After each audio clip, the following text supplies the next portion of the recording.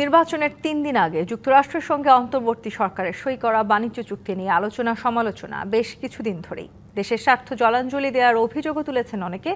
BNP সরকারের পক্ষ থেকে বলা হচ্ছে, বাণিজ্য চুক্তি বাতিল নয়, পর্যালোচনা করে দেখা হবে। অবশ্য সমালোচনার জবাবে অন্তর্বর্তী সরকারের সাবেক এক উপদেষ্টার দাবি, বিএনপি জামায়াত সহ রাজনৈতিক দলগুলোর মতামত নিয়েই চুক্তি হয়েছে। এ কারণে তারা চুক্তির বিরুদ্ধে কিছু বলছে না। অনুযায়ী অন্তর্বর্তীকালীন সরকারের 2024-এর গণ অভ্যুত্থানের পর ডক্টর ইউনূসের নেতৃত্বে অন্তর্বর্তী সরকার ক্ষমতা গ্রহণ করে দেশ পরিচালনা করেছে 18 মাস। তবে শেষ মুহূর্তে এসে 12 ফেব্রুয়ারির নির্বাচনের মাত্র 3 দিন আগে যুক্তরাষ্ট্রের সঙ্গে বাণিজ্য চুক্তি করা হয়। আমি আইন অনুযায়ী সরকারের প্রধানমন্ত্রী পদের কর্তব্য। সে সময় তো বটেই, বিএনপি সরকার ক্ষমতায় আসার পরও এই চুক্তি নিয়ে নানামুখী সমালোচনা হচ্ছে দেশ জুড়ে। সরকারের পক্ষ থেকেও বিষয়টি নিয়ে ব্যাখ্যা দেয়া হয়েছে।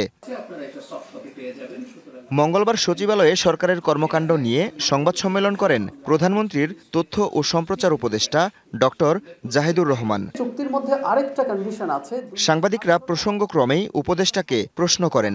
উত্তরে তিনি বলেন, যুক্তরাষ্ট্রের সাথে করা বাণিজ্য চুক্তির পর্যালোচনা করার সুযোগ রয়েছে। সরকারের মধ্যেও আমরা এই চুক্তিটা নিয়ে কিছু পর্যালোচনা, এবং চুক্তি এটা খুবই শক্তিশালী চুক্তি, এবং এটা বাতিল করে দেওয়ার ইম্প্যাক্ট কি হতে পারে নিশ্চয়ই আমরা বুঝতে পারি, বা কোন প্রেক্ষাপটে এই চুক্তিটা স্বাক্ষরিত হয়েছে সেটাও আমরা বুঝতে পারি। কিন্তু ওই যে বললাম, ওই সুযোগটা তো আমরা নিতে পারি যে এই চুক্তি রিকনসিডার করা কিছু কিছু জায়গায়, যে জায়গাগুলোকে আমরা বেশি সমস্যাজনক মনে করি। এদিকে জাতীয় প্রেস ক্লাবে এক আলোচনায় সমালোচনার জবাব দেন অন্তর্বর্তী সরকারের মৎস্য ও প্রাণী সম্পদ উপদেষ্টা।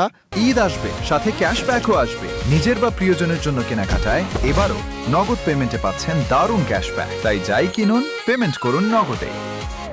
ফরিদ আখতার তার দাবি, বিএনপি জামায়াত সহ অন্যান্য দলের মতামত নিয়েই চুক্তি করা হয়েছিল। 9 ফেব্রুয়ারি চুক্তিটা স্বাক্ষরিত হয়েছিল, তাই অন্তর্বর্তীকালীন সরকারের কথা আসছে। কিন্তু এখন এটা পরিষ্কার জানা গেছে এবং এটা বোঝাও যাচ্ছে যে বিএনপি এবং জামাতে ইসলাম এবং বিরোধী দলেও যারা আছেন তাদের সাথে কিন্তু অন্তর্বর্তী সরকার এটা আলোচনা করেছে, এবং সে কারণেই তারা কিন্তু এখন এটার বিরুদ্ধে কোনো অবস্থান নিচ্ছে না। চুক্তির বিষয়ে সংসদে আলোচনা করতে সবাইকে দাবি তোলারও আহ্বান জানান তিনি। এটা দাবি আপনাদের তোলা উচিত যে এটা সংসদে অবশ্যই উত্থাপন করতে হবে। Habibur Rahman, DBC news.